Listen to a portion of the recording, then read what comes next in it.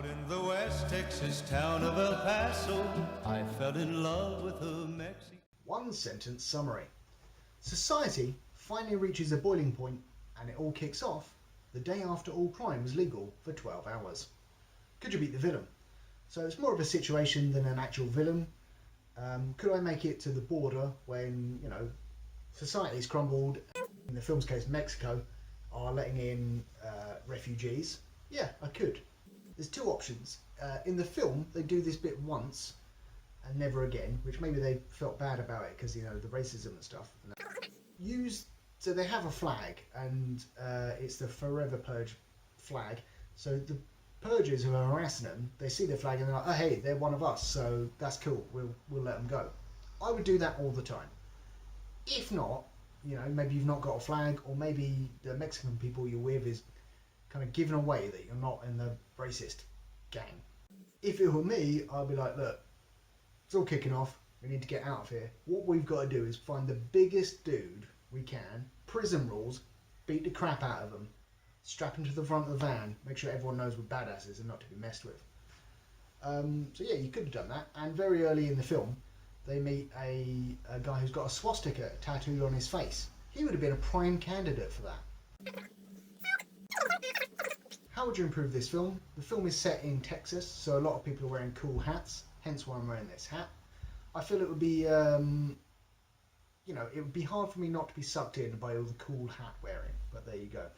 Adela and Juan, they smuggle themselves into the US at the start, and it's weird to me because it's not like they use the same route to leave, so I wasn't really sure why we needed to see that.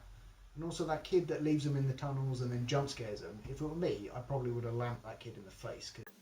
My knowledge of the Purge films is quite limited, but I think the last one, the first Purge, was a flashback, and then the one before that, the Purge election year, the new founding fathers who run the Purge, they lost power. But in this one, they're back in power and the Purge is happening again. Feels to me like that's a bit of a convoluted thing. So they could have just said that the new founding fathers have decided they're going to take back control, a coup, and that would have been much easier. But that's not what happened. If you are trying to kind of fly under the radar, not attract attention, because you don't want to get harassed by purgers, probably don't drive a big truck. And also, I think this was produced by Michael Bay, so I was disappointed that at the end, when the characters are all in trouble, they're all out of ammo, whatever, it didn't turn out that the truck was Optimus Prime and he was there to save them. But I guess you can't have everything. If you're in a life or death situation, probably share information with your pregnant wife. Don't just say, I'm going out of the truck, stay here. Say, I'm going out of the truck because I think I see some people being shifty hiding around behind us. Keep an eye out for me. And you're having a bad morning when you're in the back of a police van and you're opposite a man with a swastika tattooed on his face. But when the police van flips over, their restraints seem to break pretty easily. So, Adela's boss, he's been hanging around with her up until this point, and then he's like, look, I've got to go, I've got to save my family or something like that. And he just decides not to be in the film anymore. I feel like perhaps they should have just decided, oh no, he's died, so that's why he's not there. But they didn't do that. They hear on the radio that, you've got 6 hours to get to the border, otherwise, Mexico and Canada, they're closing the borders, and you're stuck in Purgeville, America. America's quite a big place, to the best of my knowledge. Can you reach one of the borders from anywhere there within 6 hours? That seems unfair. And I think the news as well says, people are wondering if this is a spontaneous revolt or if this was been pre-planned. They've got, decals on their vehicles with the logo. They've printed up flags. I feel it's probably safe to assume this has been pre-planned because even if they decided it the night before, it was the Purge. So surely all the printing presses were closed and all that sort of stuff. The film starts with the wealthy family being, almost about to be executed, or some of them are executed, by the Forever Purge people. And then Juan and TT save the family, and then the Forever Purge people call backup. If, at that point, you had introduced, what was his name? Alpha Leader, this Purge man, and he's hunting them throughout the entire film. I thought that would have built a nice bit of tension. The way it is, I think like the film's more than halfway done before they introduce Alpha Leader, so you know, who cares?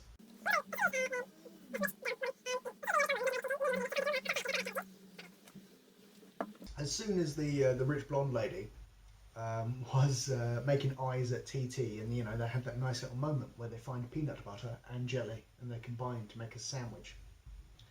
Although we don't actually see him eat the sandwich. Anyway, as soon as she starts making eyes at him, you're like, oh man, TT's gonna die, isn't he? And then he does. That's sad. I like the cut of his jib. And also the sister, she's got a shotgun, and maybe she like goes, don't you worry, sister-in-law, I'll protect you. But I feel that was, as my light just died, I feel that was implied because, you know, she's heavily pregnant. I think she was actually in labour at that time. And, you know, you've got a shotgun. Why wouldn't you protect her? If you are raiding a shop in some civil unrest, I would suggest probably don't put your weapons down and then start raiding them, searching around. Make sure you've got the weapon to hand just in case anyone pops out at you. The film, it deals with racism, obviously, because these forever Purge people are like, bloody immigrants and foreign people, let's get rid of them, which, you know, is pretty bad. But the finale is set on the Mexican border it's on a Native American reservation, and there's Native American people there, and there's Mexican people there, and then the white guy is barking orders. I feel it's in character for him to do that, but I feel also one of the other characters should have been like, you can shut up now, you're not in charge. But there you go. At the end of the film, Juan and the rich cowboy dude, they've been carrying their lassos for a good 10 to 15 minutes or so, and it feels like they just decided to use them because they've been carrying them, so it would be a waste of time not to use them. I don't think they needed to though. And at the start of the film, Juan proves that he's a better cowboy in many ways than the rich guy, which upsets the rich guy. And he kind of whispers a horse until it's kicking around, it's, you know, very unhappy, and he's like, hey, calm down, horse, and then the horse basically goes to sleep. He's given away that he's got magical Dr. Dolittle powers, but if he had used the lasso in there, then we bring it back at the end. That's what I'm saying. I'm pretty sure I saw the Zodiac Killer's symbol on a wall in El Paso. Maybe it was just a coincidence or something like that, but who knows. And I don't think the subtitles matched up with what was actually being said in Spanish, but I can't guarantee that. The group gets split up because of a tank blowing some stuff up, basically. And each side says, oh man, we've got to follow these roses on the walls because it will lead to a safe place. It's what the other side will do. And that is what the other side will do, but what if the other side hadn't seen any roses, or what if they had, but they'd end up in a garden centre, something along those lines.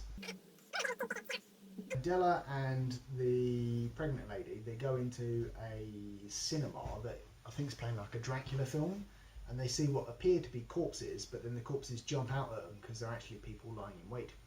How long have they been pretending to be dead?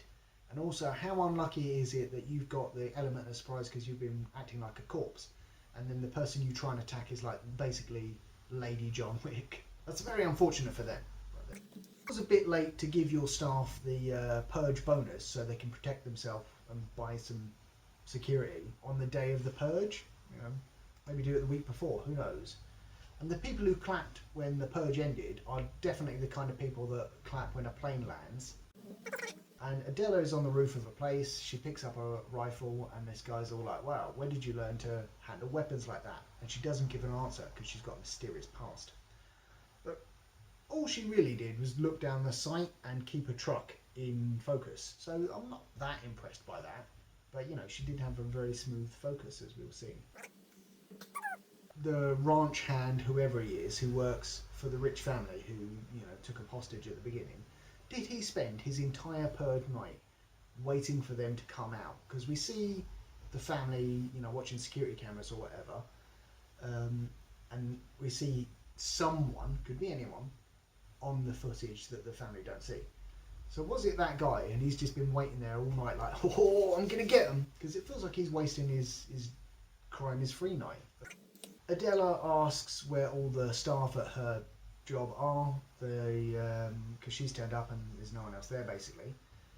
The roads, because it was the night of the Purge and now it's the morning after, the roads are probably full of corpses and just general chaos. I'd give them, another 10 to 15 minutes just in case they're a bit delayed. Yeah, rating out of 5 beers, I would give this a 3 out of 5. Some people say that the politics in these films is heavy-handed, but I didn't notice any at all, sarcastically, he said. But yeah, it was alright actually.